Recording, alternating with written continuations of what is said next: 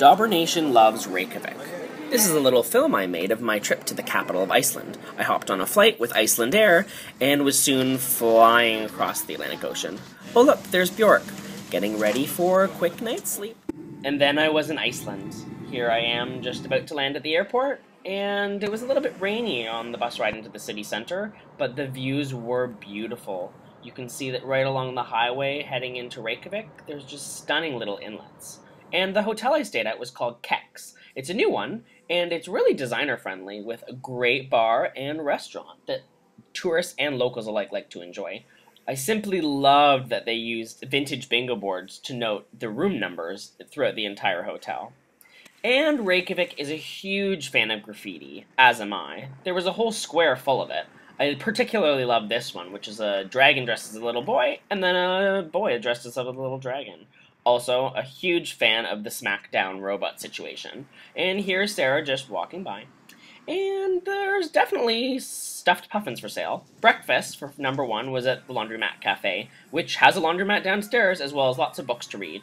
We started off with delicious bread and butter, cappuccino with ginger orange juice, and 2 plates, one that was vegetarian, as well as, well, you know, mine, full of meat and other delicious things. We then went to the settlement exhibit. It was raining. And I love this guy. Wait for it, little Viking guy, boom, boom, boom, boom, boom, ah, thwack. Og notkun. Yfirleitt þó litlar sem engar vísbendingar. Rétt norðan við skálan reynileg ummerki fundust skilrúm sem hólfuðu af nokkra klefa í báðum endum hússins. Merkilegsta mannvirki sem fundist hefur í Reykjavík. Rétt norðan við skálan fundust leifar af garðvegg. And we got out of the rain by hopping into a little cathedral to discover that, yep, he has risen. And we're back outside in the rain at the harbor. And here's a whale. And here's us pretending like we're swimming with dolphins. And here's us in the Arctic Ocean. Sarah is a little bit freezing cold, looking for some whales with a bunch of other tourists who are dressed like they're going on a ski trip. And here we are having the essential coffee. Here I am looking like I've only had 4 hours of sleep, trying to not freeze myself, and a cute little family. Dinner was at Grill Market. Sarah's upstairs, sitting looking through the menu, while I took some quick shots of the amazing downstairs, where the bartender is currently making us drinks. Yes, please, I do enjoy a ginger martini.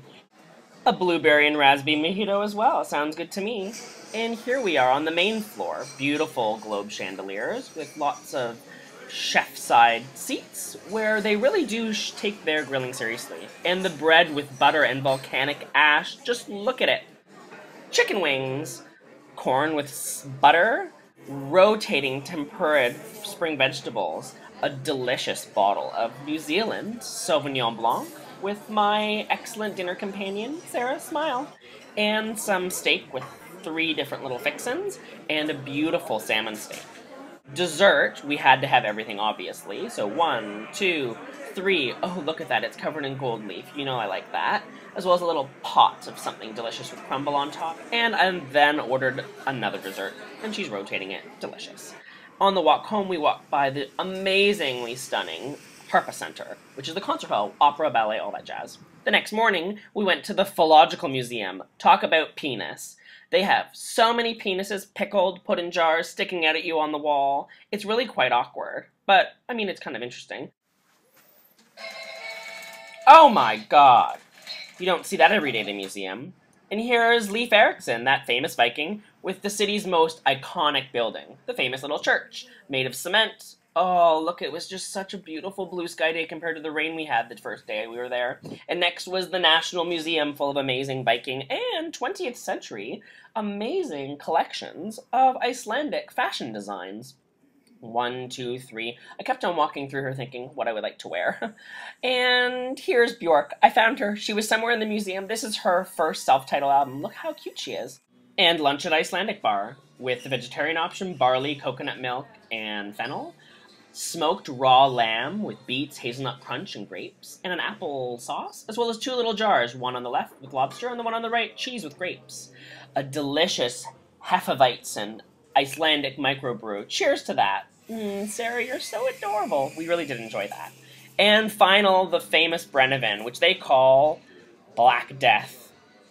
It's an aquavit. Caraway. And a quick trip with Reykjavik excursions to the Blue Lagoon, that famous thermal spa. You'll see that the volcanic landscapes never cease to amaze me. The lagoon is really very close to the airport. It's about 40 minutes outside of the city center. And we are ready to get into our white robes and jump into that amazing indigo, hot, steaming thermal water. You can see that everyone is just having so much fun, bopping up and down like a beached whale. And there's a lineup for the bar handy. And Sarah's bobbing under the water, and she's coming right back out with the steam. Dinner at Kolabrotten, inside the Harpa Center. Honeycomb windows with ceilings covered in mirrors, and a handy bar right at the entrance. The restaurant is by far the most scenic in the city, with beautiful views overlooking the harbor. And if you look up, you can see our reflection in the mirror. Also a beautiful view, I think. And the first beverages were the fourth floor, raspberry-inspired cocktails, celery root dish, and let's open this one up too. What is it? Ah, little ravioli with carrots and spinach and grana padano, Moroccan spiced meatballs with gnocchi, ribeye steak, veal sausage, and mushrooms. Let's watch our chef make dessert. This mine is 196 degrees Celsius. Uh-huh. And in that, I'm going to be freezing the coffee ice cream. While that's freezing up, I'm going to be making a dessert on the plate. Okay. Here you have mascarpone paste. We have cinnamon spice cake.